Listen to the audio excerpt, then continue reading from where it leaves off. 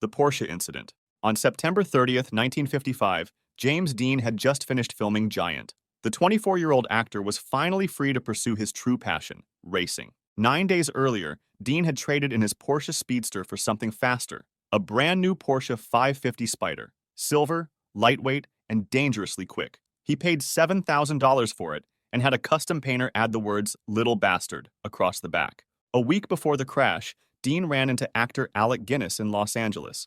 Guinness would later write in his diary that the Porsche looked sinister to him and warned Dean not to drive it. That Friday afternoon, Dean set out for a race in Salinas with his mechanic Rolf Witherick riding shotgun. At 3:30 p.m., a California Highway Patrol officer pulled them over for speeding near Bakersfield. Dean got a ticket. It didn't slow him down. At 5:45 p.m., Dean was barreling down Route 466 at an estimated 85 miles per hour. Near the town of Cholame, a 23-year-old college student named Donald Turnipseed was driving a Ford Tudor in the opposite direction. Turnipseed turned left across the highway. He never saw the low-slung silver Porsche coming. The impact was almost head-on. The Spider crumpled like aluminum foil. Dean suffered a broken neck, massive internal injuries, and severe head trauma. He was pronounced dead on arrival at the hospital. He had owned the car for 9 days. Witherick was thrown from the car and survived with serious injuries. Turnipseed walked away with minor bruises. The 550 Spider was a racing car with license plates. It weighed just 1,200 pounds. There were no seatbelts, no roll cage, no crumple zones. Porsche built it to win races, not to protect drivers. James Dean's death at 24 made him a legend. The Tesla Incident. Joshua Brown was a believer. The 40-year-old former U.S. Navy member had bought a Tesla Model S and fallen in love with it. He named the car Tessie and posted YouTube videos showing off its autopilot system. Tesla founder Elon Musk retweeted one of his videos.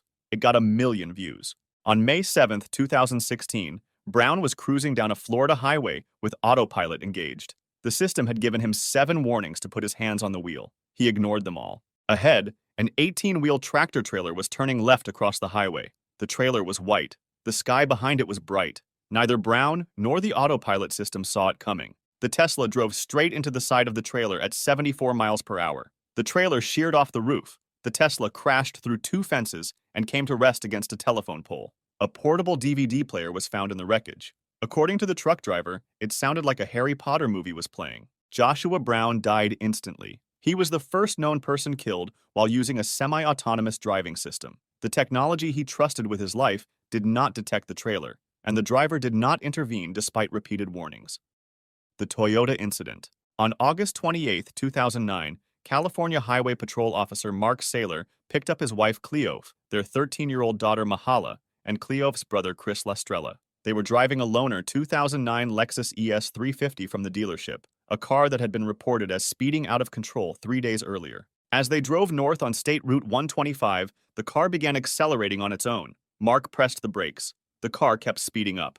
From the back seat, Chris Lestrella called 911. "We're in a Lexus! We're going 120! We're in trouble! There's no brakes!"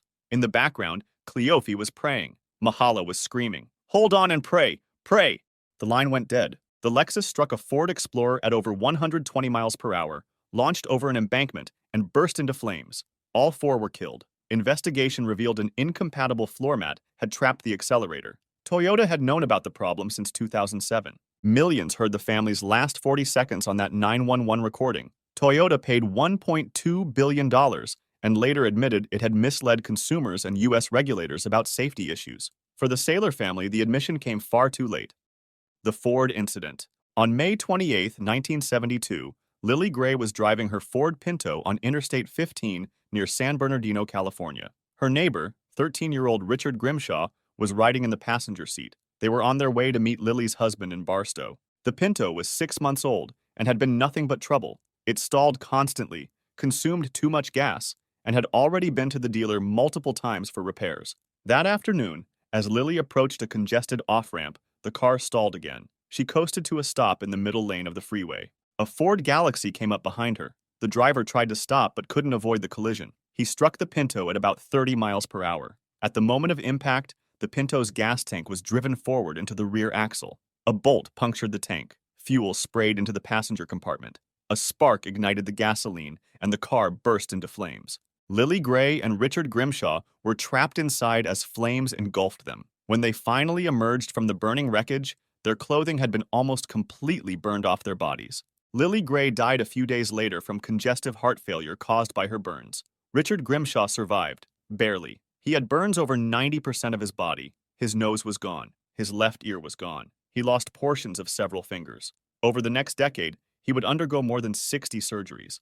At trial, it emerged that Ford had known the Pinto's fuel tank was dangerous before the car ever went on sale. Crash tests showed the tank would rupture at just 20 miles per hour. Engineers calculated that a fix would cost $4 to $8 per car. Executives decided it was cheaper to pay out lawsuits than to recall the vehicles. The jury awarded Richard Grimshaw $125 million, later reduced by the judge to $3.5 million. Estimates suggest hundreds of people burned to death in Pinto crashes. Ford had done the math. They decided those lives were worth less than $11 per car. The BMW Incident. In September 2020, a man in Arizona was driving a 2004 BMW 3 Series when he was involved in a collision. The crash itself was not severe. What killed him was not the impact. When his airbag deployed, the metal inflator canister ruptured and expelled metal fragments into the cabin. Investigators concluded a Takata inflator rupture sent shrapnel into the driver, killing him. Authorities withheld his name for privacy reasons. He was the 18th person to die from a Takata airbag in the United States, and the first in a BMW.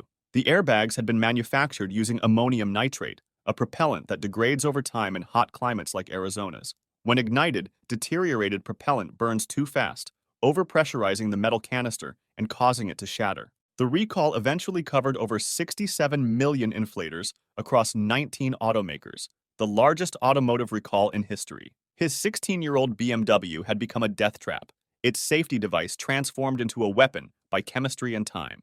The Mercedes-Benz Incident. On June 11, 1955, Pierre Levey was racing a Mercedes-Benz 300 SLR at the 24 Hours of Le Mans. The 49-year-old Frenchman was driving one of the most advanced race cars ever built, its body made of ultra-lightweight magnesium alloy. Just before 6:30 p.m., Levey was approaching the pits at approximately 150 miles per hour. Ahead, British driver Mike Hawthorne pulled sharply in front of Lance Macklin's slower Austin Healey and braked hard. Macklin swerved left, directly into Levey's path. Levey had no time to react. His Mercedes struck the rear of Macklin's car, which acted as a ramp.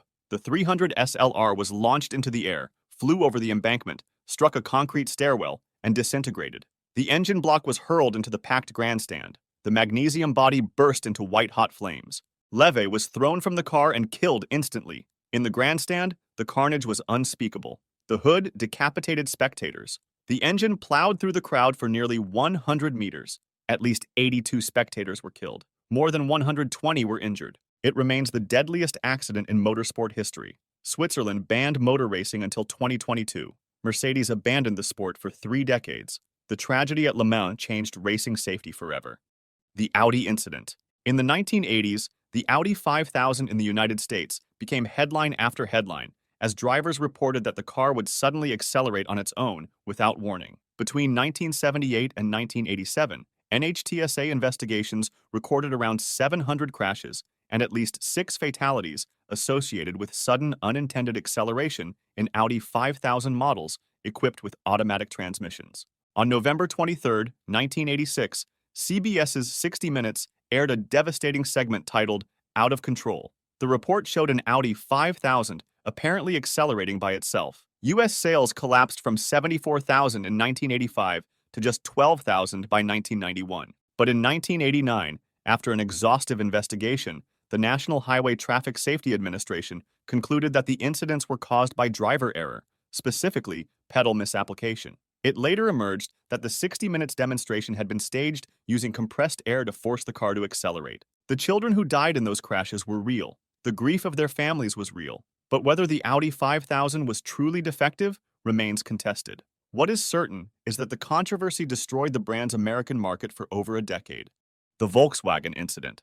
In November 2022, near London Bridge Station, a Volkswagen ID.4 was parked on a street in Borough. According to witnesses, the electric SUV suddenly lurched forward without warning. 2 children were in its path. 5-year-old Farid Amir was struck and killed. His 12-year-old brother Raphael was critically injured. The driver claims the car moved on its own. In a London court case that followed, He maintained that he never pressed the accelerator, that the vehicle suddenly accelerated by itself while stationary. Investigators told the court they found no fault with the vehicle. They believe it was pedal misapplication, the driver pressing the accelerator when he believed he was pressing the brake. The case continues. Whatever caused the ID.4 to move that day, Farid Amir is dead. He was 5 years old. He was walking with his brother when a parked car became a weapon.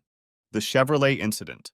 On March 10, 2010, Brooke Melton woke up to a voicemail from her father, wishing her a happy 29th birthday. The pediatric nurse from Georgia drove to work, finished her shift, and headed to her boyfriend's place for dinner. 4 days earlier, her 2005 Chevrolet Cobalt had shut off while she was driving. The power steering failed.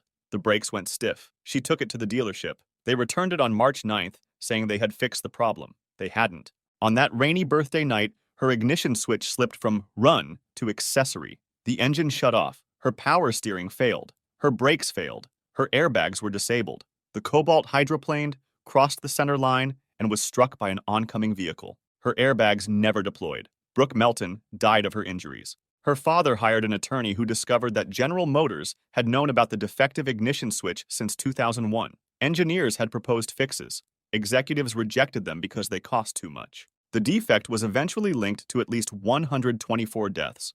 GM recalled 2.6 million vehicles and paid $900 million in criminal penalties. Brooke Melton died on her 29th birthday because a part that cost less than $1 was not strong enough to stay in position. The Honda Incident. On Christmas Eve 2009, Gurjit Rathore was driving her 2001 Honda Accord through Richmond, Virginia, with her 3 children in the back seat. A mail truck struck her vehicle. The collision was not severe. But when the airbag deployed, the metal inflator canister violently ruptured. A shard of metal was propelled into Rathore's neck, severing her carotid artery. The 33-year-old mother bled to death in front of her children. The airbags had been manufactured by Takata Corporation using ammonium nitrate as a propellant. Over time, especially in hot and humid climates, the chemical degraded. When the airbag deployed, the propellant could burn too quickly, shattering the metal canister into deadly shrapnel. Honda had installed these airbags in millions of vehicles. Testing later revealed certain older inflators had extremely high rupture rates. Despite knowing of the defect, Takata and Honda were slow to act. People continued to die. By the time the recall reached its full scope, at least 27 people worldwide had been killed and more than 400 injured. Takata filed for bankruptcy. But for Gurjit Rathore's children, who watched their mother die on Christmas Eve, no penalty could undo what they witnessed. The Nissan Incident. On January 4, 2026, a 29-year-old man was driving a Nissan GT-R through Johor Bahru, Malaysia. The GT-R produces 565 horsepower and can accelerate from 0 to 60 in under 3 seconds.